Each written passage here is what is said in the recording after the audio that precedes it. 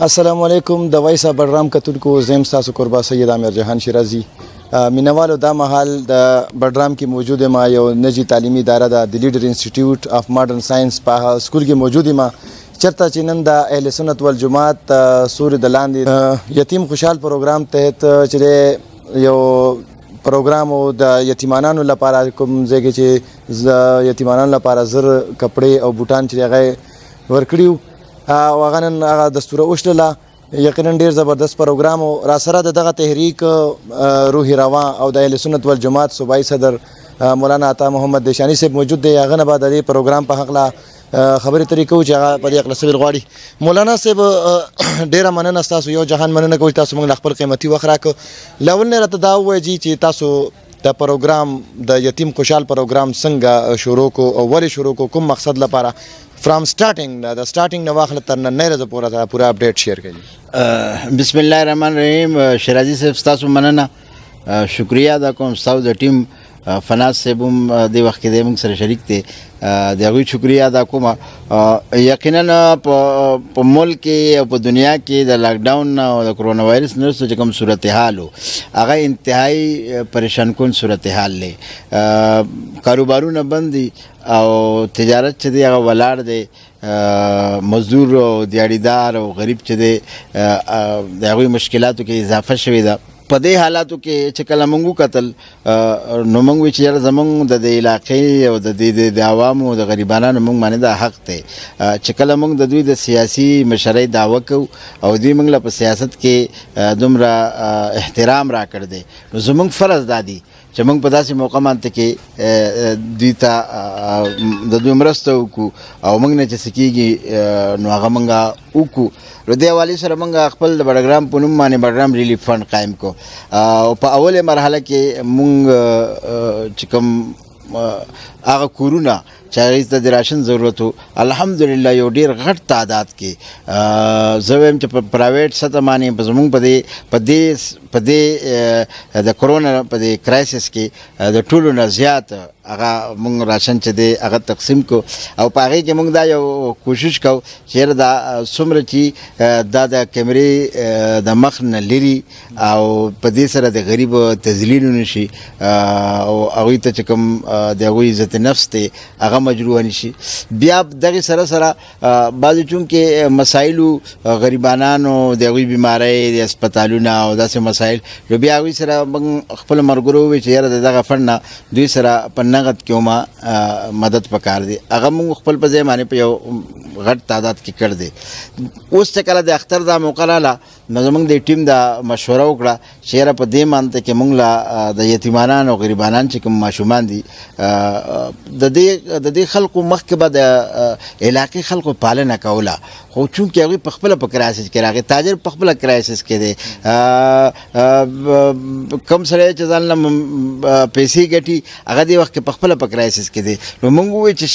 کیدای شي چې دوی په هغه چا چې پالنه کوله هغه دوی په صحیح طریقې باندې د یتیم د اختر په دې موقع پالنه ونه شي. نو موږ کوشش وکړو او اهل خیر او مالدار خلک دې طرف ته متوجه کړو نو انشاءالله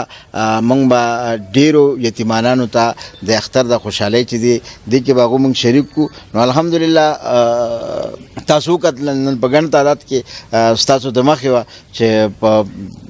زه به ورته زرګاو ووایم چې ماشومان رالل کپړې برابر کړي پیزاري برابر کو او دا موږ دپاره ډېر د خوشحالۍ خبره وه. زه وایم چې زما د ژوند د ټولو نه ښایسته ورځ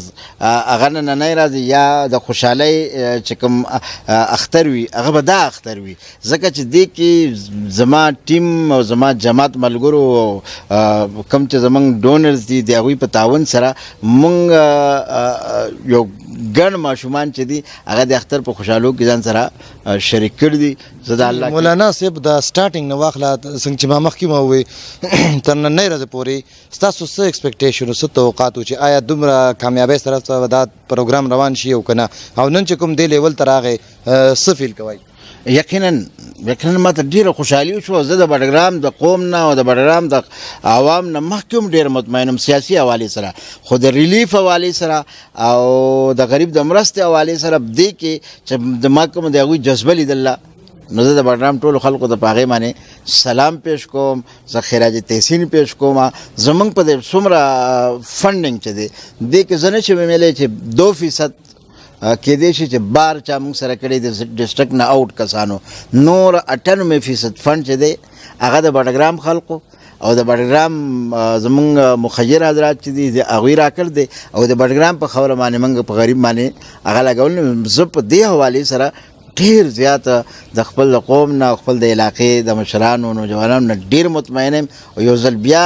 ستاسو په واسطه باندې د هغوی شکریه ادا کوم او هغوی ته دا یو پیغام ورکوم چې یاره په کار دا ده چې لکه څنګه تاسو دا سټیپ اوچت کړی دی او څنګه تاسو دا نظام روان کړی دی دا به تاسو کنټینیو ساتئ، دا به جاري ساتئ او خپل د علاج خو دا ویم چې ګوره مونږ ته د هر علاقې غریب او یتیم او مسکین ته رسېدل دا لږ ګران وي، خو دا هغه ځای خلک ګاونډي ته خپل د ګاونډي پته چې یاره دی څومره په اوبو کې دی او د ده څه مالي حالات دي او د په څه پوزیشن کې دی، نو څومره چې مالداره خلک دی هغوی ته بیا دا یو میسج ورکوم چې خپل د محلې او خپل د ګلی او خپل د چم او خپل د علاقې د یتیم د غریب د مسکین خیال وساتئ. دې سره به الله پاک مشکلات هم موږ نه لرې کوي او دې سره زموږ پریشانۍ هم کمیږي او دې سره به زموږ په مال کې برکت هم راځي او مال کې به کثرت هم راځي. مولانا صاحب دې وخت کې د وی او بي په سکرین باندې تاسو بهر ملکونو نه اسپیشلی د سعودي عرب نه، دوبۍ نه، قطر نه، نور داسې چې کوم خلیج ممالک دي هغې نه تاسو ګوري، نور یورپی کنټریز نه ګوري، کوم چې مسافرو تاسو سره امداد کړلی په دې مهم کې په دې تحریک کې، هغه مسافرونو ته به څه پیغام ورکوئ؟ زه یو ځل بیا ښه په درنو ټکو باندې د هغوی شکریه ادا کوم، مننه یې کوم، دعا ګویم چې الله دې هغوی دا چې کوم موږ ته ډونیشن کړی دی الله دې قبول کړي او الله دې هغوی ته د دې دنیا او آخرت دواړو کې د دې اجر ورکړي. یقینا د بډګرام چې کوم ځوانان هغوی په خپله دې وخت کې هم دا خو داسې یو وبا ده که نه چې په غونډې دنیا مانته کې ده، هلته هم زموږ خلک مزدور خلک چې دی خو په دیره باندې ناست دی، هلته چې کوم په نور داسې په کارونو باندې خلق دی نو هغه هم هغوی هغوی ته هغسې پیسې نه میلاویږي، خو د هغې نه باوجود چې هغوی په خپله په کرایسس کې دي او هغوی دا زموږ یتیم خوشحال پروګرام دومره کامیابه کړو چې نن 0 کسانو نه زیات ماشومان چې دي دلته تاسو وکتل. زه وایم چې په هزاره کې په اول ځل به دومره غټ د یتیمانانو پروګرام شوی او امید دا ساتم چې انشاءالله د دوی تعاوني مونږ به خپل د هلې ځلې چې دي دا به جاري ساتو او راشن به هم غریب ته ورکو، د هسپتال خیال به هم ساتو، د کونډې او د یتیم خیال به هم ساتو او د الله نه امید دی چې انشاءالله العزیز څنګه چې دا تېرې 2 میاشتې مونږ دا خپله سلسله ډېره کامیابه وچلوله بیا به هم دا به کامیابی. زه ستاسو د کیمرې په واسطې سره بیا د دغه رونو د دغه مشرانو نوجوانانو شکریه ادا کوم او سلام عقیدت ورته پیش کوم. ډېره مننه جی. مولانا صاحب که موږ وګورو دلته په داسې حالاتو کې چې دی لکه بار لکه داسې موږ وایو چې لکه یو ګورنمنټ یو پرایویټ، لکه دې وخت کې هغه پرایویټ پارټیان چې دي هغه لکه لګیا دي په دې مهم کې، خو د ګورنمنټ والا کوم چې په اقتدار کې دي هغه په نظر نه راځي، نه هغه په عام پریکټیکلی لایف کې که موږ ګورو نه په ځمکه دلته په نظر راځي عملي طور باندې، نه هغه په میډیا باندې راځي، بالکل چوپ چاپ دي. نو داسې نمایندګانو ته به څه ویل غواړئ؟ یقینا دا د افسوس خبره ده. زه په داسې موقعو باندې کې چې ټول قوم په کرایسس کې دی، په مسایلو کې دی، سیاسي خبره یا سیاسي تنقید مناسب نه ګڼم، خو ستاسو د سوال کې ډېر زیات وزن دی او دې سوال زه په دې مجبوره کړم چې زه یو 2 لفظ په دې ووایم. یقینا دغه سیاسي خلک چې د یو عرصې نه هغه دلته د سیاسي مشرۍ دعوه کوي او هغوی په دې موقع باندې د سکرین نه غیب دي، نه په هسپتال کې شته، نه په راشن تقسیمولو کې شته، اقتدار کې خلق ته هغوی کارکردګي ډېره مایوس کن ده او ټول د علاقې نوجوان مشران په هغې باندې د هغوی نظر شته دی، ګیلهمن ترې نه هم دي او د ګیلې اظهار د هر شي خپل یو موقع نو هغه موقع چې راله تاسو به وګورئ چې خلک خپل د ګیلې بیا د هغوی نه څنګه اظهار کوي یا د هغوی نه څنګه بدل اخلي. نو جی مولانا صاحب دا پروګرام به راوند اپ طرف ته راولو. یو جرنل سوال دی، یو 2 سوالونه تاسو نه کوو. اوسه پورې هم حالات موږ وکتل چې هغه ډېر زیات بدل شول. پوره دنیا کې عالمي وبا راغله کرونا وایرس په شکل کې. په اټلی کې موږ وګورو ډېر مړي وشتل، په سپین کې، په امریکا کې، په چاینا کې، په هر ځای کې، پاکستان کې مړي وشتل. زمونږ ریسنټلی دا د پیراړۍ کیس راغی، بیا د ترن امیر محمد خان په شکل کې لکه مړي وشتل. خو اوس هم بیا هم خلک چې هغه کرونا نه مني وي دا دروغ دي، هسې ګپ دی، وایرس نه ښکاري وي. حالانکې وایرس خو نه ښکاري، ظاهره خبره ده، خو هغه به دا یو بو دی داسې یو ښکاري به لکه دا مایک چې څنګه ښکاري داسې. ستاسو رایې سره آیا دا وایرس چې د کرونا وایرس دا شته دی که نشته؟ د کرونا وایرس چې څومره متاثرین دي هغه بیمارۍ په شکل کې دي یا د دنیا نه تللي. زه خو اول د هغوی دپاره د مغفرت دعا کوم او کوم چې مریضان دي د هغوی دپاره د صحت دعا کوم. د هغوی د خاندانونو په غم کې موږ برابر شریک یو. سیاست خپل په ځای مانته کې دی، خو که امیر محمد خان شو یا زموږ د پیراړۍ قابل احترام صاحب شاه صاحب شو یا نور په علاقه کې د دې مرض د لاسه هغه د دنیا نه تللي، ما دعا ده چې الله دې هغوی مغفرت وکړي، کورنو ته دې الله صبر جمیل نصیب کړي. شیرازي صاحب دا یو ډېر تا ډونګ او ډېر ګهره سوال دی وکړو. دې کې وایرس ضرور شته، خو په دې کې دا یو ټکی ضرور دی او دا یو بحث ضرور موجود دی چې آیا دا وایرس قدرتي دی او که مصنوعي دی. نو زما د خیال مطابق دا مصنوعي دی او دا چې کوم حیاتیاتي وار دی د هغې حصه ده او دې کې د دنیا پوها او سکالر او ساینسدانان او سیاستدانان او دانشور هغوی ډېر په درنو ټکو د دې خبرې وضاحت کړی دی چې دا مصنوعي وایرس دی. زما په خیال دې معنی د چا دې وخت کې 95% خلق دې ته ته رسېدل دی چې دا قدرتي وایرس نه دی، دا مصنوعي وایرس دی. زه په دې کې په دې حیران یم چې مصنوعي وایرس دی چې دا خبره تېز شوه نو د دې نه وروسته اوس دا کھیل چا کړی د انسانیت سره هغه مخې ته راویستل غواړي. هغه امریکا ده که هغه چاینا ده که هغه په دې کې WHO ملوث ده که دې کې بیل ګیټس ملوث دی که دې کې د دنیا بل یو قوت ملوث دی. په کار دا ده چې هغوی څرګند کړلی شي او هغوی بې نقابه کړلی شي او دغه خلق چې دی د دنیا خلق دغه خلقو پسې پاسي. دا صرف د مسلمان مسله نه ده، دا صرف د ایشیا یا د بر صغیر مسله نه ده، دا د مشرق وسطی مسله نه ده، دا د ټول انسانیت مسله ده. او دا حمله د مذهب نه بالاتر هوکې په انسانیت باندې شوې ده. نو ټول انساني چې د چا په زړه کې د انسانیت قدر او اهمیت دی، زه وایم چې هغوی له په دې باندې پاسېدل پکار دي او د دې چې کوم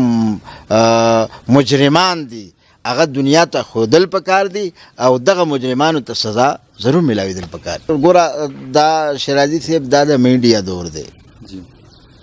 د میډیا دور دی چې د میډیا دور دی نو چې د میډیا په یو شي باندې فوکس نی او مرسته او ملګرتیا نی تو هغه شی موږ مقصد خدا دی دا پروګرام. ګوره دا پروګرام چې موږ وکړو دې ماشوم ته موږ کور ته هم دا شی رسولی شو، خو دې سره موږ یو میسج ورکو او هغه میسج دا دی چې یاره خلکو کې دا جذبه پیدا شي. نن ګوره که تا په خپل په ګاونډ کې یو یتیم له کپړې اخیستې خو د هغې به دومره میسج نه تللی شي. مولانا صاحب دې سره ریلیټډ یو بل سوال دی دغه خبرې سره. لکه په سوشل میډیا باندې دا خبره هم چلیږي وایي چې جي دا دود دکلاوه کوي او داسې دا په میډیا باندې نه دی راویشتل پکار ده. ستاسو په خیال باندې آیا دا پروموشن د دې کول پکار دي که نه؟ یاره جي شرعي طور باندې خو دې کې څه قباحت نشته. د داسې اکټیویټیز یا د داسې معاملو عوامو ته ښودل په دې نیت باندې چې یاره خلقو کې ترغیب اویرنس شعور پیدا شي، موټیویشن شي او خلق چې دی هغه پوه شي، دا خو څه اخلاقي طور باندې هم بده خبره نه ده. خو ځینې خلقو مزاج دی چې هغوی یې موږ صدقه ورکړې خیرات ورکړې. اوس موږ سره دی کې ډونیشن ډېرو ملګرو کړ دی نو هغوی دا ویل چې یاره زما نوم به نه څرګندوئ بس ما چې کوم ذات ته دا ورکړي دي هغه ذات پې پوهېږي. هغه خپله یو جذبه ده خو د هغې هم ادانه هغه هم یو ښه عمل دی او که داسې یو سړی کې نو شرن زما په خیال باندې د دې څه قباحت